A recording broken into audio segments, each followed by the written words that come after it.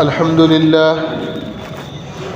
لله نحمده ونستعينه ونستغفره ونؤمن به ونتوكل عليه ونعوذ بالله من شرور أنفسنا ومن سيئات أعمالنا من يهده الله فلا مضل له ومن يضلله فلا هادي له ونشهد أن لا إله إلا الله وحده لا شريك له ونشهد أن سيدنا ومولانا محمدا عبده ورسوله أما بعد فقد قال الله سبحانه وتعالى والله لا يحب الظالمين صدق الله العلي العظيم.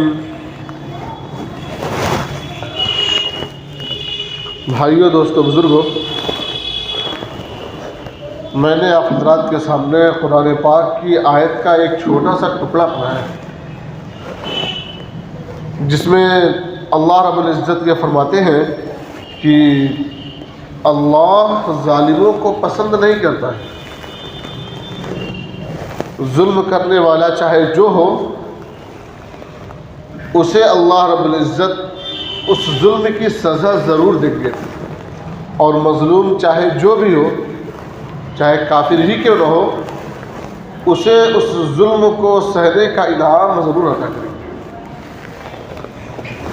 سیدنا ابوبکر صدیق رضی اللہ عنہ کو مخاطب کر کے اللہ کے نبی صلی اللہ علیہ وسلم نے فرمایا کہ ابوبکر، تین چیزیں بالکل حق ہیں، قسم کھا کر کے آپ صلی اللہ علیہ وسلم فرمایا.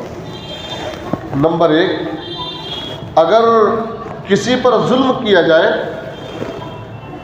اور ظلم کرنے والے کو جس پر ظلم ہوا ہے وہ سزا نہ دے، برداشت کر جائے، اپنے غصے کے گھونٹ کو پی جائے، تو اللہ رب العزت اس ظالم کے مقابلے میں اس مظلوم کو مضبوط کر دیں گے. ایک بات. دوسرا، اگر کوئی شخص اپنے مال کو بڑھانے کے لیے مانگنے کا دروازہ کھولتا ہے کہ میرا مال زیادہ ہو جائے، اس لیے سوال کرتا ہے، پیشے ور مانگنے والے مانگنے کے لیے اپنے سوال کا دروازہ کھولتا ہے، اپنے مال کو بڑھانے کے لیے سوال کا دروازہ کھولتا ہے، تو اللہ رب العزت اس کے مال کو اور کم کر دیتے ہیں. اور جو شخص صلہ رحمی کے لیے، اپنے دوستوں سے دوستی نبھانے کے لیے، اپنے رشتہ داروں سے رشتہ داری میں اور پکی اور مضبوطی لانے کے لیے خرچہ کرتا ہے، تو اللہ رب العزت اس کے مال کو کم نہیں کرتے، اس کے مال کو بڑھا دیتے ہیں. میری بات کا موضوع صرف یہ ہے کہ اگر ظالم ظلم کر گیا، مظلوم برداشت کر گیا، تو پھر ظالم کو مظلوم کے مقابلے میں کمزور ہونا ہے، یہ بات پکی ہے. جی، ظلم کا مذہب ایک اور ظالم کا مذہب ایک اور مظلوم کا مذہب ایک. ظلم کرنے والا چاہے جو ہو اللہ رب العزت اسے ملیا میٹ کر دیں گے، اور مظلوم چاہے جو ہو اللہ رب العزت اس کی مدد کے لیے ضرور آئیں گے. ظلم کہتے کس کو ہے؟ جی، ایک شخص نے دوسرے کو بلا وجہ مار دیا، یہ بھی ظلم ہے. ایک شخص نے کسی کی زمین بلا وجہ، اس کا حق تو نہیں تھا، ہڑپ کر لی، یہ بھی ظلم ہے. کسی کا مال قرضہ لیا تھا، تھوڑی سی مضبوطی آ گئی تو اب ہم واپس نہیں کریں گے، یہ بھی ظلم ہے. اس کو پورے ساری باتوں کو اکٹھا کیا جائے کہ ایک بات بول دی جائے جس میں ظلم کی ساری شکلیں آ جائیں، اسے عربی میں کہتے ہیں وضع الشیء فی غیر محلہ. وضع الشیء فی غیر محلہ، کسی چیز کو اس کی جگہ کے علاوہ میں رکھ دینا، یہ ظلم ہے. جی، ہمارے ہاتھ کو اللہ رب العزت نے اس لیے دیا تاکہ ہم ہاتھوں سے اللہ رب العزت کی تسبیحات کریں. ہاتھ اس لیے دیا تاکہ ہاتھوں سے اپنے مال کو اٹھا کر کے صدقہ کرے، کسی نیک کام میں استعمال کرے. یہ اللہ رب العزت نے کام کرنے کے لیے ہمیں ہاتھ دیے. اس ہاتھ کو ہم ظلم میں استعمال کر رہے ہیں، تو ہاتھ کو استعمال کرنے کی جگہ جو تھی اس کے علاوہ میں استعمال کر رہے ہیں، یہ بھی ظلم ہے. اللہ رب العزت نے پوری انسانیت کو پیدا کیا ہے محض اپنی عبادت کے لیے.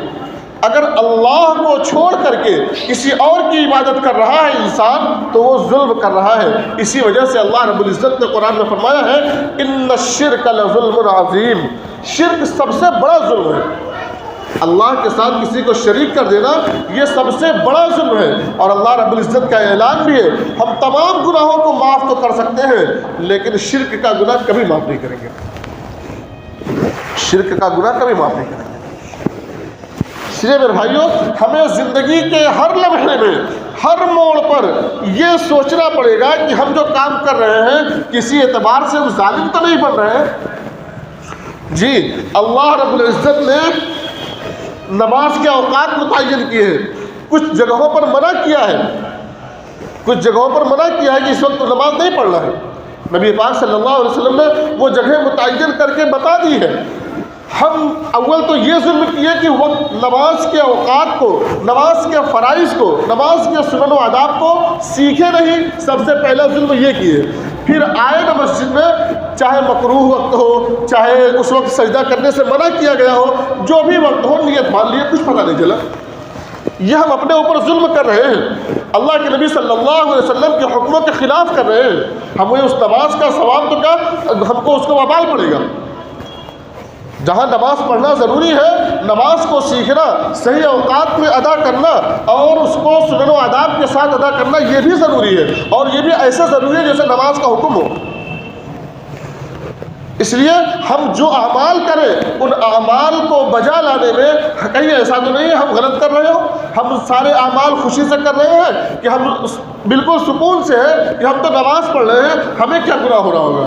نہیں، اس وقت اگر ہم نماز پڑھ رہے ہیں، غیر اوقات میں نماز پڑھ رہے ہیں، مثلا زوال کا وقت بالکل دوپہر کا وقت ہے اور اسے ہماری زبان میں زوال کہتے ہیں، باقی اصل لفظ اس کا نصف النہار ہے، ایسے وقتوں میں نماز پڑھنا، سجدے کا کوئی کام کرنا، سجدے تلاوت بھی نہیں کر سکتے آپ۔ عصر کا بالکل آخری وقت ہے، مغرب کی اذان ہونے والی ہے، ہاں عصر کی اگر آج کی عصر چھوٹی ہوئی ہے تب تو آپ وہ نماز پڑھ سکتے ہیں، ورنہ آپ کو اس وقت میں نہ تو آپ نفل پڑھ سکتے ہیں نہ تو آپ قضا پڑھ سکتے ہیں۔ ہاں اس دن کی عصر اگر چھوٹی ہوئی تو پڑھ سکتے ہیں، اس کے علاوہ کوئی نماز نہیں پڑھ سکتے۔ طلوع آفتاب کا وقت ہے، طلوع آفتاب سے لے کر کے 20 منٹ تک آپ کوئی سجدے والا کام نہیں کر سکتے، نماز نہیں پڑھ سکتے۔ اگر کوئی نیت باندھ لے اس وقت میں تو اس کو نماز کا وبال پڑے گا، اس کو گناہ پڑے گا۔ یہاں تک کیا ہے، اگر کوئی فجر پڑھتے پڑھتے اتنے دیر کر دیا کہ سورج نکل آیا تو اسے فجر اپنی دہرانی پڑے گی۔ ہم نماز کے اوقات کو پتہ کر کے نماز پڑھیں، ورنہ وقت کچھ اور تھا، ہم نے کسی اور وقت میں نماز ادا کیا، یہ بھی ہم ظلم کر رہے ہیں۔ جی دوسرا، اللہ رب العزت نے ہمیں اور آپ کو مال دیا ہے۔ اس مال میں اول تو مال ہمیں ہماری محنت سے نہیں ملا ہے، ہمیں جو مال ملا ہے وہ اللہ کی عطا کردہ نعمت ہے۔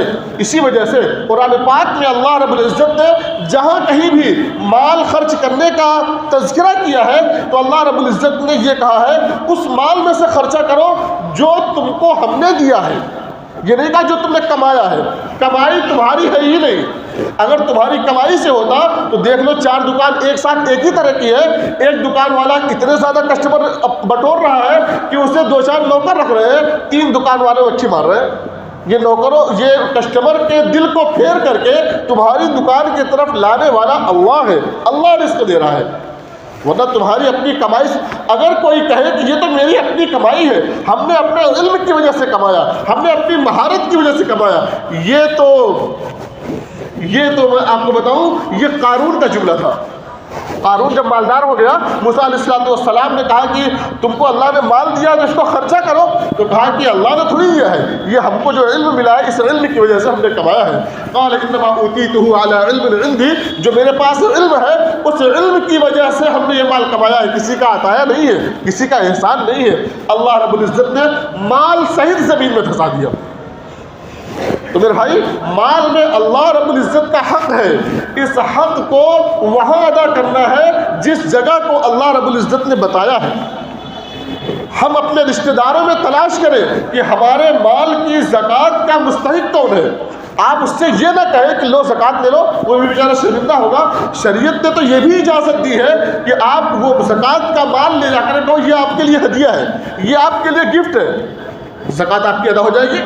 تو سب سے پہلا مستحق آپ کے رشتہ دار میں، اور آپ کو بتاؤں اگر آپ نے اپنے زکوٰۃ کی مال رشتہ داروں میں خرچ کیا تو آپ کو دوہرا ثواب ملے گا، ایک رشتہ داری نبھانے کا اور دوسرے زکوٰۃ کے مال ادا کرنے کا۔ اس لیے آپ ابھی رمضان آ رہا ہے، بہت سارے لوگ زکوٰۃ نکالیں گے، اول تو آپ پورا اندازہ کر کے صحیح وزن کر کے، گھر میں جو سونا چاندی ہو یا اگر پیسے ہو تو صحیح پیسے کا اندازہ کر کے تب زکوٰۃ نکالیں اور صحیح جگہ پر دیں، پیشے ور مانگنے والے کو نہ دیں۔ ہم کہیں ایسا نہ ہو جیسے میں نے نماز کے بارے میں بتایا کہ نماز آپ پڑھ رہے ہیں، کہیں غلط وقت میں پڑھ رہے تو آپ کو اس کا وبال پڑے گا۔ ایسے ہی اگر آپ کا مال غلط جگہ خرچ ہو رہا ہے، آپ کا مال غلط جگہ استعمال ہو رہا ہے، تو آپ کو اس بات کی گواہی، آپ کو اس بات کا جواب دینا پڑے گا۔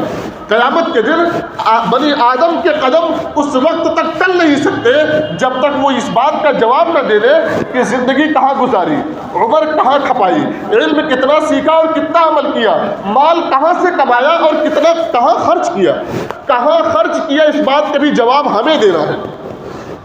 لہذا اگر ہمارے مال سے ہماری اولاد غلط استعمال کر رہی ہے تو ہمیں اپنے مال کا جواب دینا پڑے گا۔ ہم نے اپنے مال کو کہیں لگایا، کسی پیشے ور مانگنے والے کو دے دیا اور ہم مطمئن ہیں کہ ہماری زکوٰۃ ادا ہو گئی، آپ کی زکوٰۃ ادا نہیں ہوئی ہے۔ ہمارا مال ہم سوچ رہے ہیں کہ کسی مسجد کے ٹرسٹی کو دے دیں گے تو مسجد کا ٹرسٹی صحیح جگہ استعمال کر رہا ہے، اگر وہ غلط جگہ استعمال کر رہا ہے تو آپ بچ نہیں پائیں گے۔ اس لیے اگر آپ دے رہے ہیں تو اس کی تحقیق بھی کرو کہ کیا کر رہا ہے اس مال میں، یہ بات آپ کے لیے ضروری ہے۔ اسی طریقے سے اپنا سارا مال کہیں غلط جگہ پر استعمال کرنے میں، شادی میں ہمارا غلط استعمال ہو رہا ہے، آپ کو کیا ضرورت پڑی ہے 50 لاکھ 30 لاکھ اور کہیں 80 لاکھ تک کی کارگزاری آئی ہے اپنی ایک بیٹی کی شادی میں خرچہ کرنے کی، کیا ضرورت پڑی ہے؟ میں آپ کو اپنے وقت کے اکابر مولانا خلیل الرحمن سجاد نعمانی دامت برکاتہم کا جملہ سناؤں۔ وہ تو کہتے ہیں کہ میرا جی کام اٹھتا ہے ورنہ میں خانہ کعبہ کے اندر جا کر کے یہ جو شادیوں میں لمبے لمبے خرچ کرتے ہیں ان کے لیے بد دعائیں کروں۔ کیا ضرورت ہے کہ آپ کچھ گفٹ کرنا چاہتے ہیں اپنی بچی کو، آپ کس اپنے داماد کو گفٹ کرنا چاہتے ہیں، وہ خفیہ طور پر کچھ دے دیں؟ بالکل میلہ لگا ہوا ہے، شادیوں میں 30 لاکھ 40 لاکھ خرچے ہو رہے ہیں، بالکل غیر مسلموں کی اور ہندوؤں کی رسمیں لے کر کے کہ فلانوں نے اتنا خرچہ کیا ہم بھی اتنا خرچہ کریں گے۔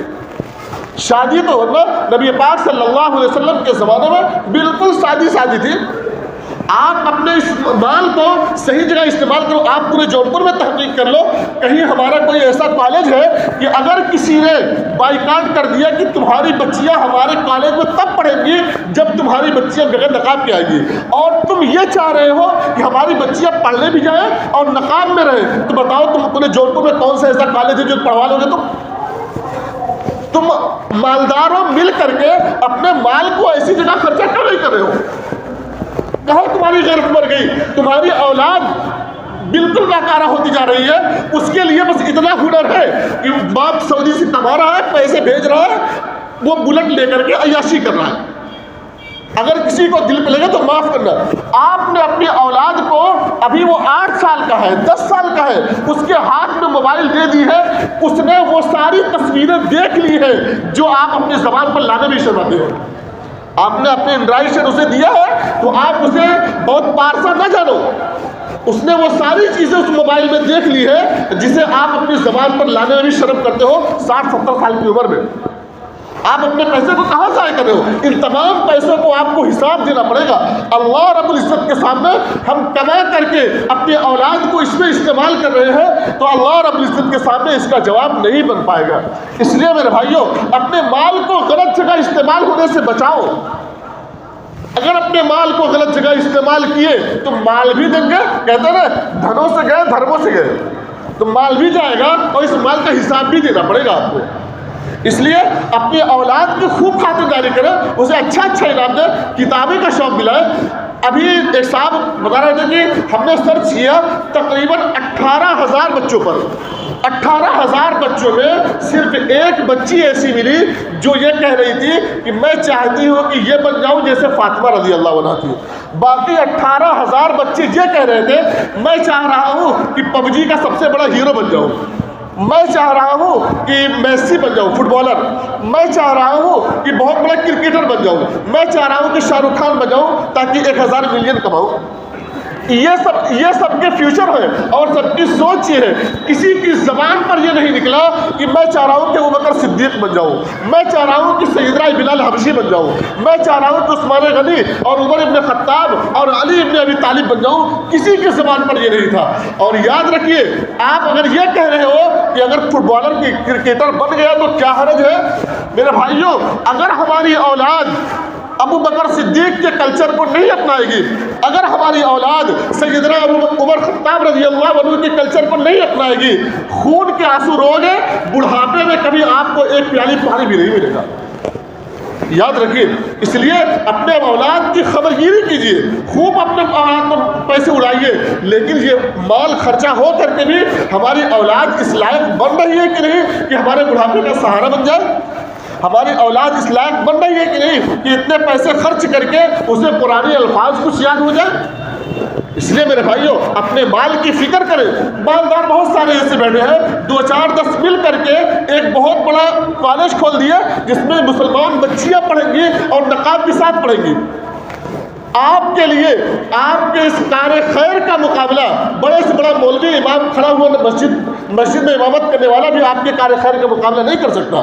لیکن آپ مال کو ضائع کرو گے تو پھر اس مال بھی ضائع کرو گے, دنیا بھی جائے گی, آخرت بھی بگڑے گی.